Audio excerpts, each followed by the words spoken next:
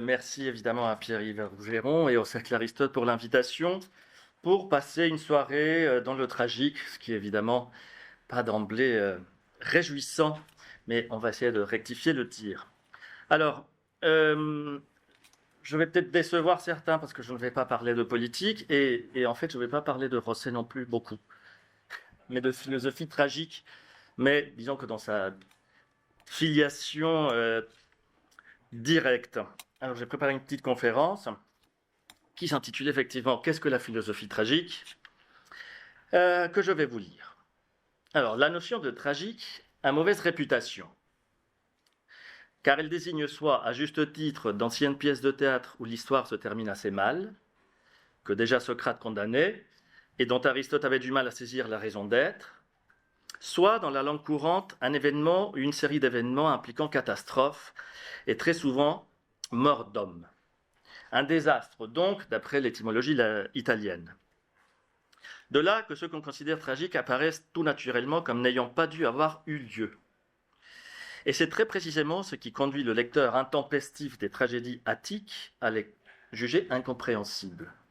À l'instar de Géronte, réagissant aux histoires que lui raconte Scapin, ne pouvait-on pas éviter une telle galère ? Oedipe n'était-il pas en droit d'espérer avoir déjoué l'oracle qui pesait sur lui ? N'est-il pas victime d'une tromperie ? Et de toute façon, qu'avaient donc les Grecs à mettre en scène des drames aussi désespérants que soi-disant fatidiques, par où il faut entendre justement inévitables ? Étaient-ils donc masochistes, défaitistes ? Le concept moderne de liberté, ou libre arbitre, qui n'a strictement aucun sens dans le monde grec, est venu commencer à changer la donne. Les Grecs n'avaient vraisemblablement pas compris que l'homme est libre, auteur de ses actes, autonome, capable de s'opposer à la nature, à commencer par la sienne. Le tragique, c'est-à-dire pour les Grecs la nécessité, n'était donc qu'une donnée première qui les permit à l'homme de transformer au besoin et à sa guise. Parce que l'homme est libre, parce que la nature, la physique, la matière ne sont pas tout. Parce que, comme le disent les hommes de bien, il y a autre chose que ce qu'il y a. Le monde physique est doublé d'un autre métaphysique, c'est-à-dire d'esprit. Voilà qui explique que ceux-là, j'ai nommé les moralistes, dont les raisonnements sont tous dépendants du concept de liberté, ne cessent de s'insurger et de s'indigner devant les faits. Du fait que le monde s'obstine à ne pas s'accorder à leurs désirs, à leur conception du bien, du juste, du beau. Et si tel est vraisemblablement le cas, ce n'est pas, croit-il décidément, parce que le monde n'est pas un pur effet des volontés humaines, mais bien parce qu'il y a précisément de mauvaises volontés humaines, comme se plaisent à le répéter les Rousseau, les Kant, les Sartre, entre autres. L'homme eût-il voulu le bien, le monde eût été harmonieux tel que la nature, ce surnom de l'intelligence et de la bonté divine, l'avait prévu, avant donc que les méchants, les salauds, vinssent le dévoyer. Voilà ce que Socrate et Platon, et même Euripide, avaient reproché à l'ancienne tragédie. Qu'elle nous mette face à un monde non seulement mauvais, d'après l'affectivité humaine, mais surtout non modifiable, non susceptible d'amélioration. Car c'est exactement cela que signifie le mot destin. Non un monde pensé au préalable, une pronoia, comme disaient les Grecs, une providence, mais un monde qui n'est autre que ce qui devait être. Ce qui veut dire que ce qui est, le réel, est identique à ce qui était possible. Ou encore que le possible n'est qu'une illusion de l'esprit.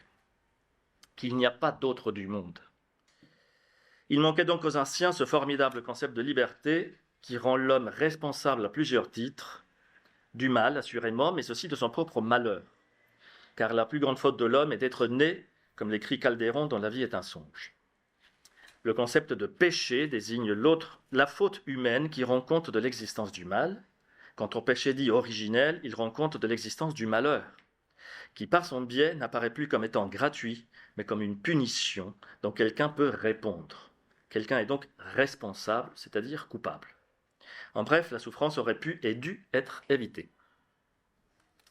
Sans m'attarder pour le moment sur le sophisme moral, qui consiste essentiellement à juger que ce qui nous déplaît ne devrait pas être, la mort, la maladie, la guerre, etc., et à faire preuve ainsi d'un anthropomorphisme naïf, si ce n'est d'un infantilisme consternant, je dirais pour l'instant que la morale, et ce à l'encontre d'un bon nombre d'auteurs à qui il a pris récemment de se recommander à tort et à travers de la philosophie tragique, représente le pendant négatif de la conscience tragique.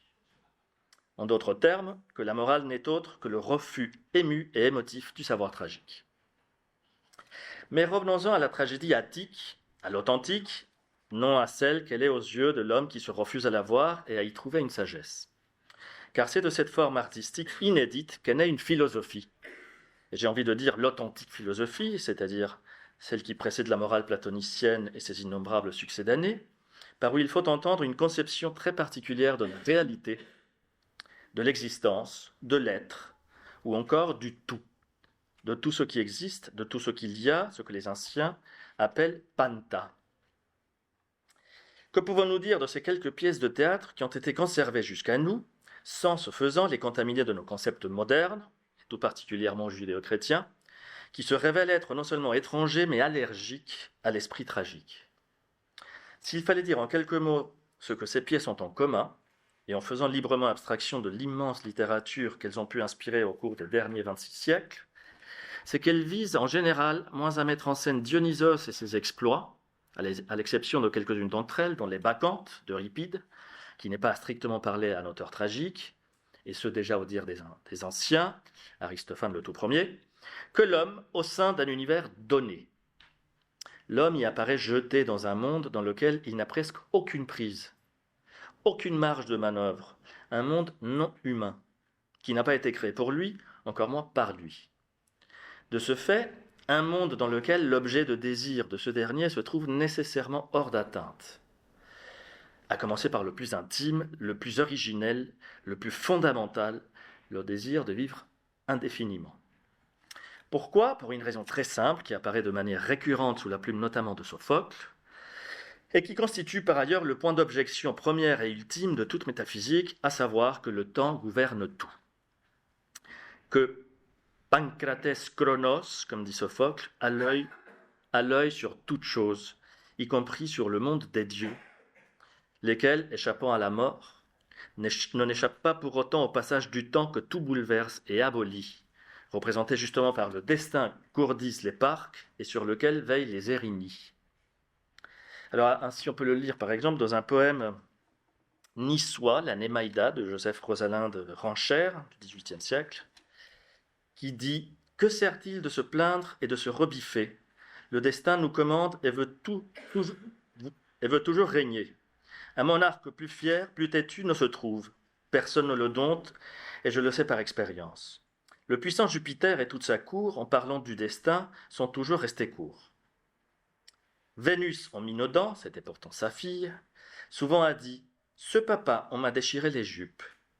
Mercure m'a trahi, Mars est un libertin. » Lui répondant « Patience, ainsi le veut le destin. » C'est le fait que le monde soit donné, que la réalité à laquelle l'homme a affaire ne soit pas une construction, mais un ensemble d'objets et d'événements dont il est impossible de rendre raison, d'arraisonner, d'apprivoiser, qui rebute d'emblée son affectivité. Qu'il faille venir au monde et qu'on connaisse presque aussitôt qu'il ne s'agit nullement d'une Arcadie, passe encore, mais qu'il faille vivre une série d'échecs et de frustrations qui ne conduisent qu'à la mort poussiéreuse, sans raison, sans fin, pour rien, en somme, c'est aux yeux du premier venu intolérable.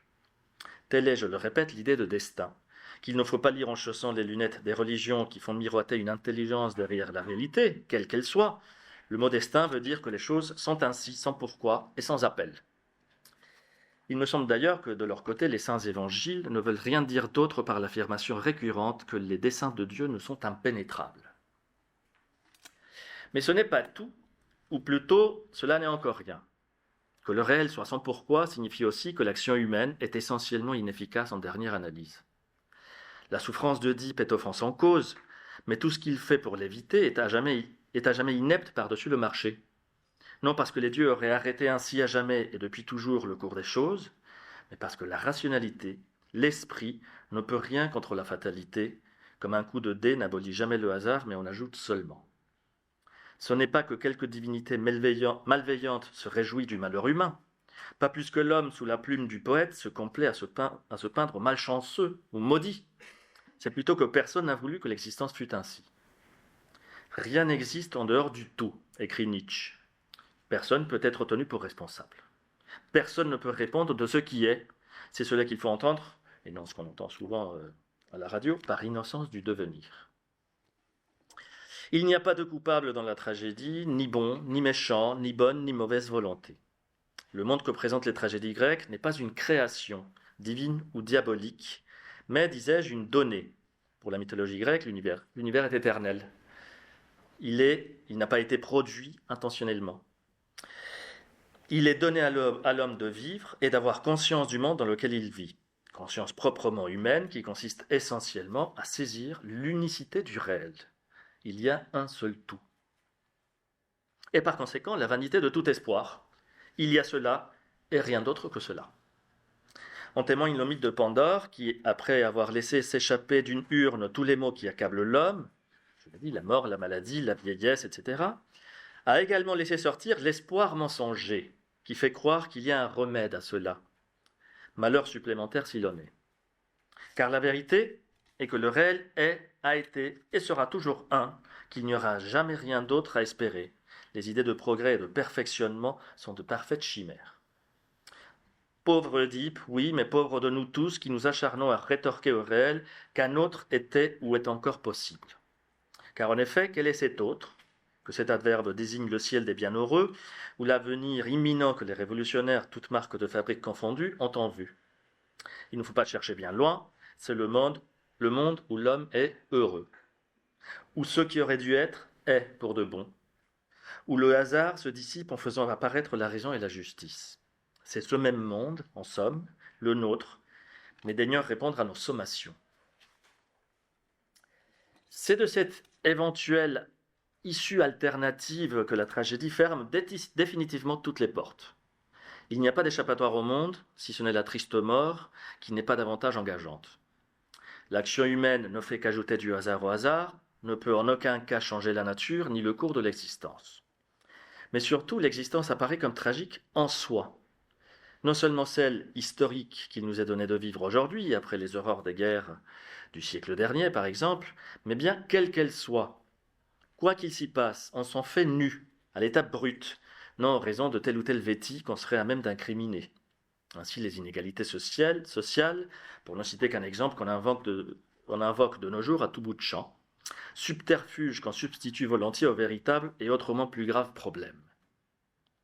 En quoi plus d'égalité pourrait-il atténuer en quelque mesure que ce soit le caractère tragique de l'existence, je veux dire le fait que le temps abolit tout. Notre vie, certes, mais aussi nos objets de joie, d'amour. Homère, Shakespeare, Bach, Venise. Tout doit disparaître. Telle est, avant d'être une injonction au consumérisme généralisé, la devise du réel.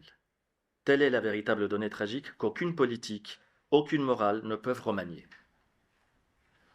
On comprend alors que le destin, la fatalité, la nécessité soient, à quelques détails près, synonymes de réalité. Certes, on peut espérer de plus grands bienfaits de la médecine moderne ou tel système politique, mais tout cela ne modifie en rien la condition tragique de l'existence. C'est elle, et spécifiquement elle, qui est notre lot, que nous ne pouvons que recevoir et que nous sommes tenus d'assumer. Les héros tragiques ne sont pas, comme les héros modernes, chrétiens par exemple, des hommes qui triomphent du destin, qui parviennent à l'éluder ou à le détourner. Au contraire, ce sont des hommes qui lui font face, l'endossent, s'en montrent à la hauteur. Que sert-il de se plaindre quand on sait que son destin ne diffère en rien de celui de toute chose, dès lors qu'elle se trouve au monde? Il n'y a jamais eu de réalité bis où les choses se passent au mieux. Il n'y a jamais eu qu'un tout qui n'est pas venu se substituer à un possible meilleur. Être héros tragique signifie être homme, cesser d'être enfant, approuver son sort. Une fois de plus, non une histoire d'ores et déjà tracée, mais une vie dont un bonheur durable ne fait pas partie intégrante. Avez-vous trouvé l'amour, l'amitié, le succès? Gardez-vous de crier victoire avant le dernier jour de votre vie, le temps se chargera de tout renverser. Redisons-le, aucune politique, aucune morale, aucun progrès technologique ou social n'y peuvent rien. Mais il y a plus, comme si... Petit coup. Non seulement le héros tragique ne s'indigne pas, ne se révolte pas, mais encore est-il joyeux. Il éprouve une joie digne de ses peines, comme le fait dire Échille à Oreste dans la pièce homonyme. Sans doute aura-t-on au fait de l'accuser de capitulard, voire de conservateur. Nous n'y sommes pas. Le héros tragique a toujours une longueur d'avance parce qu'il connaît d'emblée la fin des histoires. C'est pourquoi il sait qu'il n'y a pas de remède au mot véritable. Il ne croit pas aux palliatifs avec lesquels on masque tant bien que mal le tragique et qui font illusion auprès des esprits faibles. Lui se veut au contraire fort, il tient bon jusqu'au bout, sans pour autant espérer de récompense ou de salut. En effet, ce concept de bonheur, qu'est-ce qu'il fait miroiter au juste? Un monde dans lequel la force n'a plus de raison d'être. Pourquoi Hercule en voudrait-il? Ou Oreste, Antigone, Oedipe lui-même? Se faire fort de ne réclamer aucun autre sort que le sien, de s'en contenter, de l'aimer même. Voilà qui caractérise la liberté du héros tragique, d'où découle la joie à la hauteur de ses peines, la joie fière de ne pas avoir démissionné, de ne pas avoir voulu regarder ailleurs, d'être un homme enfin. Alors tout cela nous semble, à nous modernes, bien éloigné de notre vision du monde. Je le vois, votre regard sévère. Et c'est effectivement le cas. Il n'est que d'entendre ce que nos moralistes, toutes provenances confondues, objectent invariablement à la sagesse tragique. Vous approuvez le monde, donc vous approuvez le mal. Par où ils entendent signifier que non, qu'ils réprouvent le mal, la souffrance, la douleur, la mort même certains. Il faut accepter le monde quand il va bien, nous sermente-t-on, et le récuser quand il va mal. Et on veut qu'on prenne cela pour une sagesse. Fort bien, on croirait entendre au loin le ricanement des auteurs tragiques qui rétorqueraient volontiers « Vous, vous récusez le monde et vous voulez être loué ». Là où ces derniers resteraient bouche bée, c'est devant l'argument qui met en avant le libre arbitre, ce deus ex machina censé venir, par un véritable coup de baguette magique, définitivement anéantir la condition tragique. Argument qui veut que l'homme peut et doit transformer le monde. Et qui, en dépit de son extravagance, que les Grecs auraient associé à juste titre à l'hubris, à la démesure, passe de nos jours pour une évidence.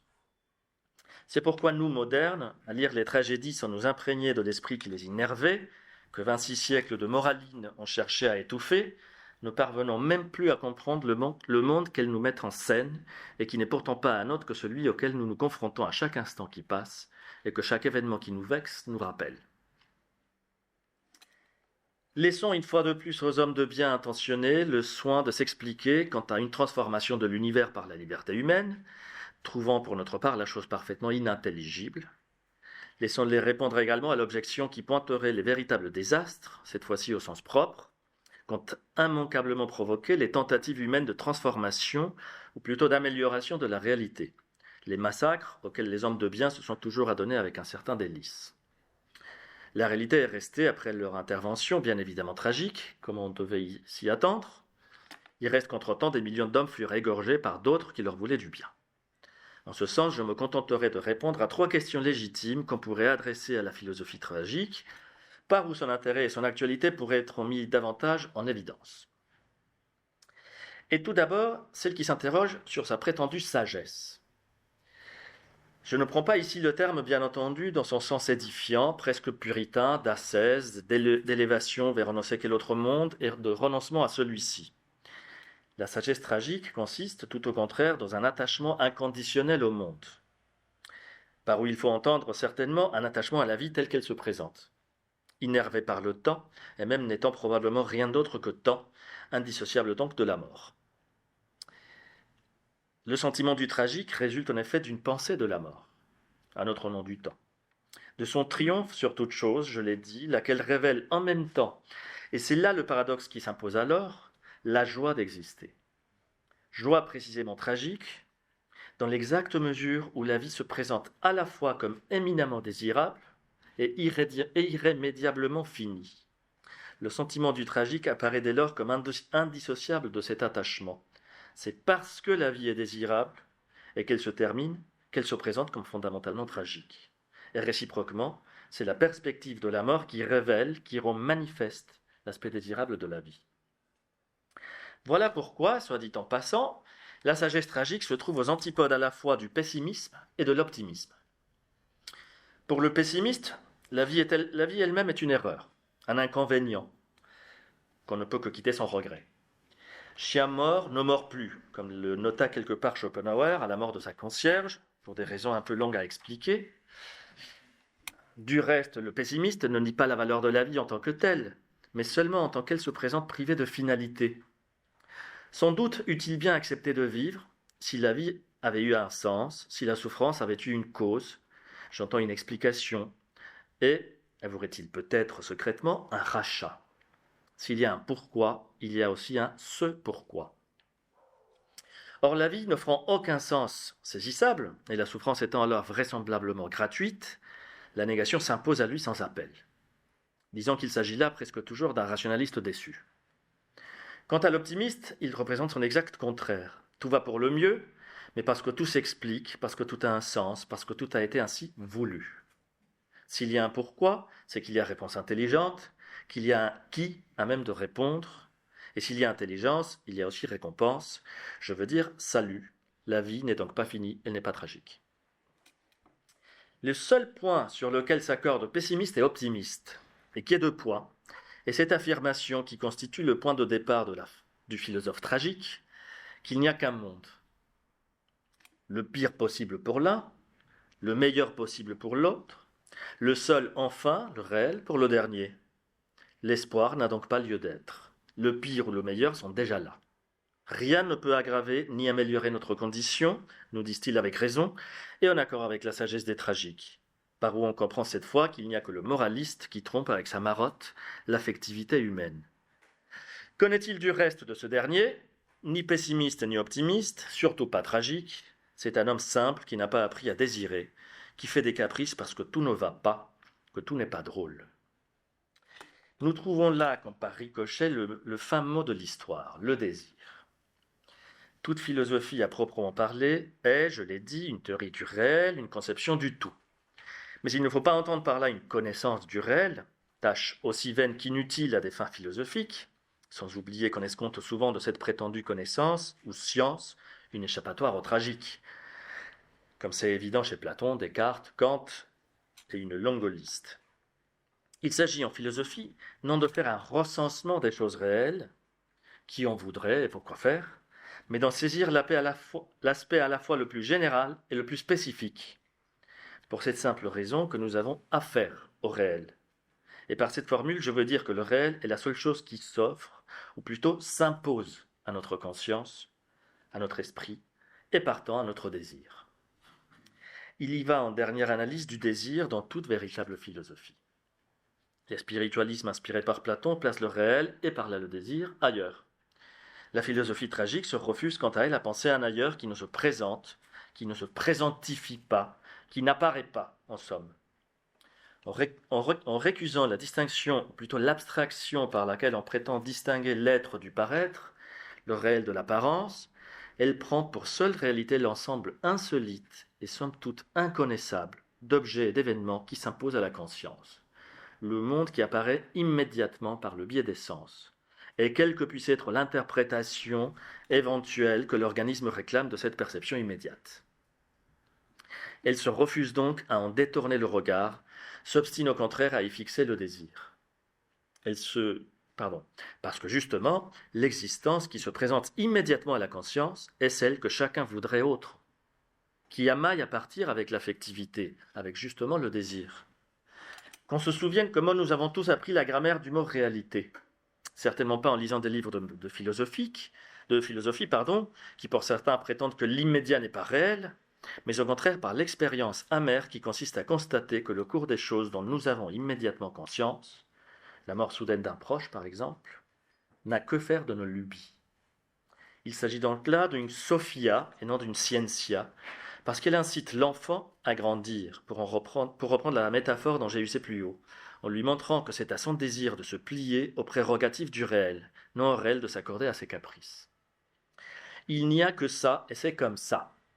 Telle est la remontrance que font les parents à l'enfant récalcitrant. Telle est la remontrance que nous fait la réalité et que le philosophe tragique assume de prendre en charge. Par exemple, Parménide, père de la philosophie, qui a miraculeusement survécu aux multiples tentatives de parricide, à commencer par celle avouée de Platon. L'être est, le non-être n'est pas.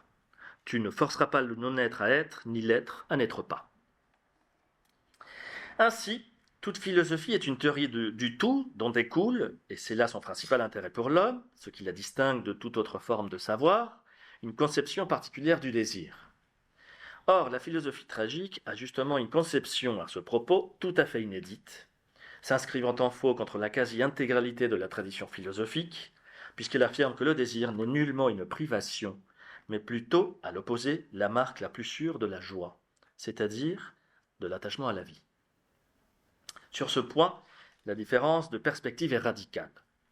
Là où la tradition philosophique, non seulement occidentale, qui parcourt les siècles depuis Platon et au moins jusqu'à Lacan, je vise ici mon grand ami Jérémie Berriot, pour ne citer que, fait du désir l'expression du manque, révélant par là une conception non seulement de l'homme, qui souffre comme sujet du désir, mais surtout de l'existence en général, qui apparaît comme insuffisante, incapable qu'elle est d'y pourvoir, l'objet du désir manquant précisément. La conception tragique voit dans le désir au contraire l'adhésion sans faille à un être d'ores et déjà complet, qui ne manque de rien, plein, comme aurait dit Platon, ontos on, et qui n'est autre que celui qui s'offre immédiatement à la conscience, l'apparence derrière laquelle rien ne se cache, derrière laquelle il n'y a rien. C'est que la tradition, en cela un peu romantique, conçoit le désir comme étant d'abord, pour ainsi dire, intrinsèquement transitif, comme n'ayant lieu qu'une fois se déterminant, comme ayant déjà un objet possible. En sorte que si l'on désire quelque chose, c'est que ces quelque chose nous manque, d'où l'on peut déduire l'insuffisance originelle du corps et tout ce qui s'ensuit, y compris l'existence d'un esprit qui ne manque de rien et d'une réalité parfaite, différente de celle qui s'offre au sens. Alors que la philosophie tragique conçoit le désir comme étant d'abord intrinsèquement intransitif, pour rester dans ce jargon maladroit et pâteau, comme ayant d'emblée lieu sans objet déterminé, ou comme simple désir abstrait de vivre si l'on préfère, et seulement ensuite comme tel ou tel objet concret venant incarner celui-là. Ainsi le dit par exemple Spinoza, dans sa célèbre définition de l'amour, une joie accompagnée d'une cause extérieure. Autrement dit, la joie, le désir, précède l'objet déterminé de l'amour, tel ou tel sujet en l'occurrence. Sans joie, sans désir de vivre, point d'amour possible. L'amour n'est pas ici cette demande dont parle Lacan, par exemple, qui exprime un manque à être de l'homme à jamais inassouvissable. L'amour d'une personne, mais aussi d'un objet quelconque, n'est que la cristallisation provisoire de la joie de vivre, son expression la plus concrète. Si j'aime une femme, ou le vin, ou la musique de Bach, c'est en dernière analyse que j'aime la vie. Et réciproquement, si je considère que mon objet de désir se trouve en dehors du monde, c'est que j'ai tourné le dos à la vie. De manière que désirer quoi que ce soit revient non pas à en être privé, à être en manque de vie, tel le passionné qui, incapable d'adhérer au monde, croit y trouver enfin un objet faisant relief, exception, comme tous les personnages de Balzac, par où il se met dans un danger terrible. Que faire lorsque le temps aura aboli cet objet réputé précieux? Mais bien plutôt à rebours, désirer quoi que ce soit revient à être en surabondance de vie. Pour le dire cette fois avec Nietzsche, à nourrir la joie d'exister, ce pourquoi tout objet réel est bon, prétexte au sens strict à délectation. C'est pour cela que Rosset, au moins une fois je vais le citer, a écrit plus d'une fois qu'être joyeux, c'est être joyeux de rien en particulier, ou plutôt de toute chose, joyeux de toutes les joies, comme le mot du poète latin Trabea qu'il cite volontiers le dit, omnibus laetitis letum, et surtout être joyeux malgré tout. Cet amour de la vie est-il rebelle à l'intelligence? Assurément. Et c'est là la véritable énigme à laquelle doit se confronter la philosophie tragique. Rien ne justifie, en effet, le pessimiste ne cesse de le ressasser, l'approbation de l'existence. Certes, et pourtant la joie est là qui nous y attache malgré tout. C'est là peut-être la clé de l'héroïsme des personnages d'Homère et des tragiques. Pourquoi se battre dans une bataille que l'on sait perdue d'avance? Je veux dire une bataille contre le temps. Plus grave encore, pourquoi vouloir, tel Achille, Ajax, Diomède, être le meilleur, le plus fort, et trouver dans l'exercice de cette force la joie? La joie serait-elle folle, comme l'écrit encore Rosset? Probablement. Mais à tout prendre, cette folie n'est sans doute pas infrarationnelle, mais plutôt suprarationnelle. Par où j'entends qu'il vaut mieux, à rebours de ce que prétendent certains, plus de joie et moins de raison que le contraire.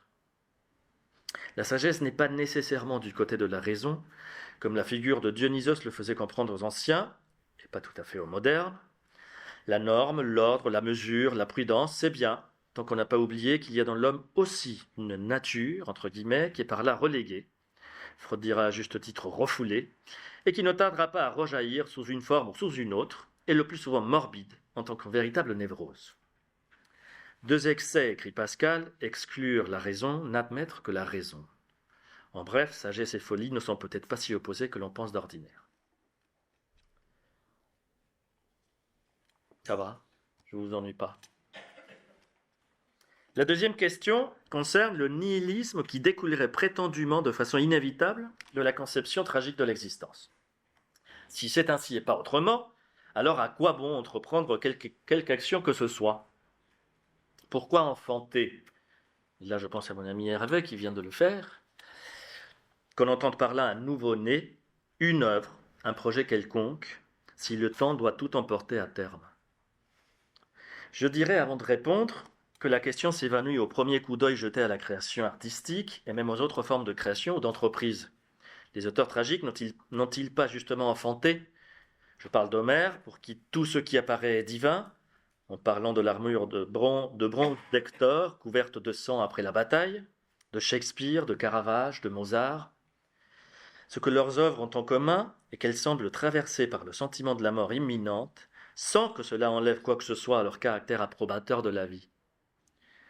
Leurs œuvres fournissent un véritable hommage à l'existence telle qu'elle se présente. C'est dire que la création se suffit à elle-même. L'acte créateur trouve sa fin en lui-même, n'exprime rien d'autre que la tentative de produire une émotion esthétique, par où j'entends une idée inédite de plaisir. Le véritable artiste fait de l'art, non certes pour parler de lui et de ses toccades, mais bien pour éprouver et faire éprouver à l'amateur d'art des émotions neuves. Il ne cherche bien évidemment pas à imiter le monde, ce qui n'a aucun sens, mais plutôt à ajouter au monde. Joie d'exister, joie de célébrer qu'il y ait un monde, joie de mettre au monde, cela est tout un.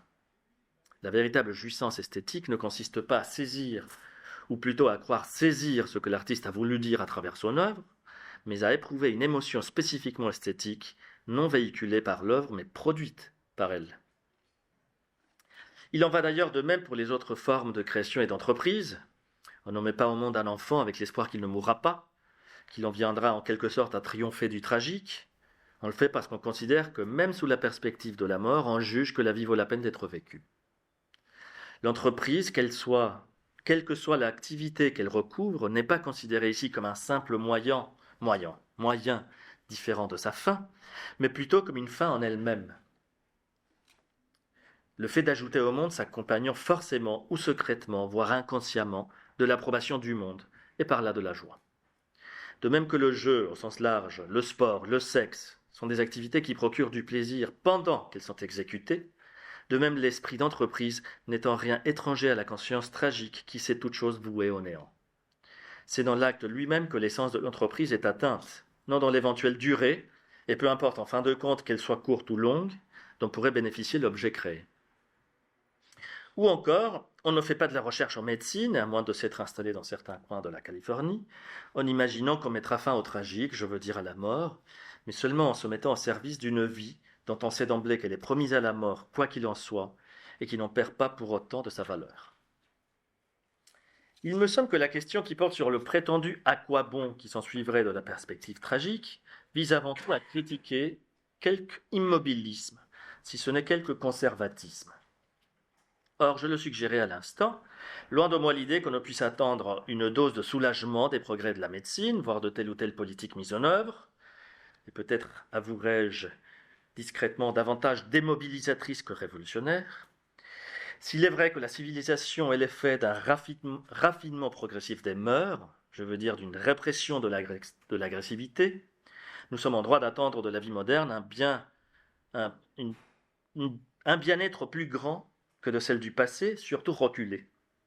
Mais je répète aussi cela, un tel bien-être, l'apparition des vaccins, la réduction de la violence dans les rues, etc., ne modifie pas substantiellement la condition tragique, le réel auquel nous aurons de toute façon à faire face tôt ou tard. Et qui sait si la vie bien douillette, pleine de confort qu'il nous a été donné de vivre aujourd'hui, ne nous a pas en quelque sorte affaiblis et n'a pas éliminé de notre organisme ou de notre intellect quelques anticorps indispensables pour affronter le tragique. C'est aussi cela qu'on peut rétorquer à tous ceux qui prétendent qu'un autre monde est possible. S'il est vrai qu'on peut chercher et même trouver un remède à quelques vexations de l'existence, il n'y a aucun remède à l'existence elle-même. C'est en ce sens que Nietzsche, dont tous les camps politiques ont cherché en vain à s'emparer, écrivait que, je cite, « Toute philosophie qui croit écarter ou même résoudre à l'aide d'un événement politique le problème de l'existence n'est qu'une caricature et un succédané de la philosophie. » Si par transformer le monde on entend donc supprimer le tragique, force est de soupçonner, derrière de si bonnes volontés, un projet idéologique dont on aurait plutôt tout à craindre. J'en viens enfin à répondre à la question qui porterait sur une éventuelle éthique tragique, à supposer que toute philosophie se doive d'en proposer une, puisque j'ai dit et redit que la morale n'est rien que le refus du tragique. Tout serait-il donc permis, comme le prétend un personnage de Dostoïevski, étant donné qu'il n'y a pas d'antidote au tragique, que toute morale n'est dès lors qu'un mensonge? Dire que la morale n'est qu'un refus émotif du réel est nullement rationnel. La raison ne pourrait nier que ce qui est. Ça, c'est plutôt la déraison. Est-ce dire qu'on cautionne les tortionnaires, les pillages, le viol, le système économique en vigueur? La question est naturellement absurde. Et là encore, il suffit d'imaginer les poètes tragiques ou les philosophes qui s'en inspirent, applaudissant aux égorgeurs de l'humanité, qui le plus souvent sont, je l'ai dit, des hommes de bien. Pensez à Robespierre, lisant une page du contrat social à chaque fois qu'il décapitait quelqu'un. Comme si approuver la vie revenait à se réjouir de certains actes commis par des hommes qui la détestent, que Spinoza appelle triste, au point qu'il s'évertue à vouloir la réparer. Autre chose est savoir que la vie est cruelle, puisqu'elle récuse d'entrée de jeu nos expectatives de bonheur. Autre chose est être cruel soi-même, je veux dire infliger volontairement la souffrance aux autres, ou s'en réjouir. Non, approuver la vie, c'est la savoir tragique, sans pour autant la condamner. C'est la juger pour ce qu'elle est, non à l'aune de nos valeurs, pour ne pas dire nos fantasmes. En ce sens, et peut-être encore contre toute attente, du sentiment tragique s'ensuit bel et bien une forme d'éthique, qui par opposition à la morale consiste à ne pas se mentir, à regarder le réel en face, ce pourquoi il est besoin de force, et même d'une force inouïe. Là encore, le terme de force est aujourd'hui malfamé, assimilé qu'il est depuis maintenant presque un siècle au régime autoritaire qui faisait l'éloge. J'ai trouvé par hasard hier une vidéo où M. Cespedes nous explique que Nietzsche est un gros facho parce qu'il fait l'éloge de la force. Il faut dire que j'ai trouvé aussi sur Facebook un autre monsieur qui se dit nietzschéen islamo-gauchiste. On prenne qui pourra. Ce qui ne laisse pas toutefois de surprendre, étant donné que ces régimes autoritaires visaient essentiellement, comme chacun sait, les masses, et que la force n'existe qu'à titre exclusivement individuel, du moins telle qu'elle est entendue ici. Comment une collectivité quelconque pourrait-elle me rendre assez fort pour faire face à la réalité, et dès lors la prendre en charge? En quoi la foule me soulagerait-elle à quelque degré que ce fût de la douleur provoquée par la conscience du tragique? C'est plutôt le contraire qui est vrai. Dans la foule, on s'oublie, comme le disait à peu près Chamfort à propos du théâtre. C'est la force qui permet de tenir bon, de ne pas démissionner, et c'est pourquoi elle ne peut provenir que de la personne concernée, qui est en même temps la seule bénéficiaire. La force s'acquiert en se confrontant personnellement au tragique et en le surmontant. S'il y a donc une éthique tragique, c'est celle qui interdit de détourner le regard du réel, de chercher à fuir. En d'autres termes, celle qui considère que la faiblesse est un vice, contrairement au mot d'ordre de nos sociétés post-industrielles et ultralibérales. À ce sujet, et sans vouloir retomber dans la sociologie ou la critique idéologique, on peut se demander légitimement si ceux qui s'insurgent en prétendant par là que la solution au tragique ne cesse d'être empêchée par les méchants, par où il faut sans doute entendre les gens forts, ne sont pas, avec ou sans conscience, les premiers à faire l'éloge de la société du confort, la seule récipiendaire de l'offre du consumérisme outrancier. Mais l'essentiel de l'éthique tragique consiste au contraire à se durcir, en la volonté de ne plus se raconter des histoires. Chacun sait que le mot d'ordre de nos jours est celui de bienveillance. À l'instar du slogan de Google « Soyez gentils », par où on ne désigne rien d'autre que le mensonge qui vient cacher ou du moins dissimuler le tragique. Dire à un enfant qu'il est ce qu'il lui plaît d'être, genre, espèce, race ou autre, ce n'est pas de la bienveillance mais de la mauvaise foi.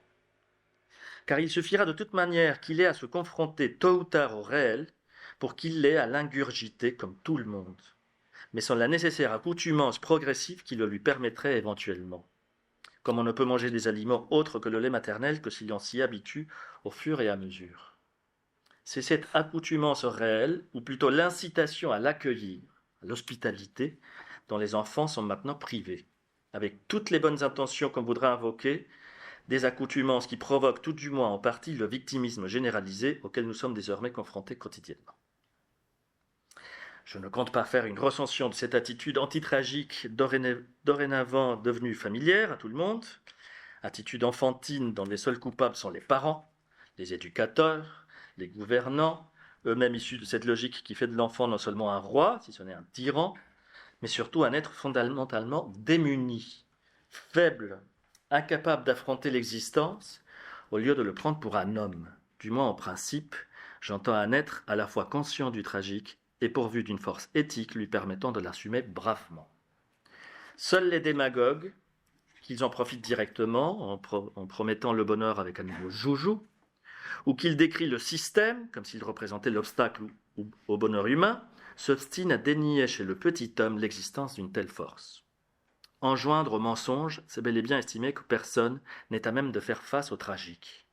Un peu comme ce prêtre athée, Saint Manuel Bueno, dont parle élogieusement Miguel de Unamuno, qui prêche la bonne nouvelle, persuadé qu'il est que ses ouailles mourraient devant la vérité, c'est-à-dire devant le tragique. Être fort, s'endurcir, ne pas se mentir, ne pas fuir, voilà la seule éthique qui vaille du point de vue de la philosophie tragique. Il ne s'agit donc nullement d'un défaitisme, d'un pessimisme, d'un immoralisme. Il s'agit purement et simplement d'honnêteté intellectuelle. Car c'est la vérité qui rend fort. Ou encore, comme le dit l'apôtre Jean, c'est elle et elle seule qui rend libre. Terme par lequel je ne désigne pas une faculté miraculeuse permettant de changer le monde, mais uniquement la capacité de parvenir à vivre une vie consciente et, dans la mesure du possible, joyeuse. Parce que vivre une bonne vie, quoi qu'en disent les pessimistes chics, ne consiste pas à faire fi du tragique, mais au contraire à avoir réussi à le digérer, pour rester dans le langage physiologique, à savoir que l'irréel n'est pas, que seul le réel est, et qu'il est le seul objet de désir possible, c'est-à-dire de joie. Je vous remercie beaucoup. Chers camarades, si tu veux plus de contenu, de réinformation, d'éducation populaire et de formation intellectuelle, n'hésite pas à faire un don sur notre page Tipeee.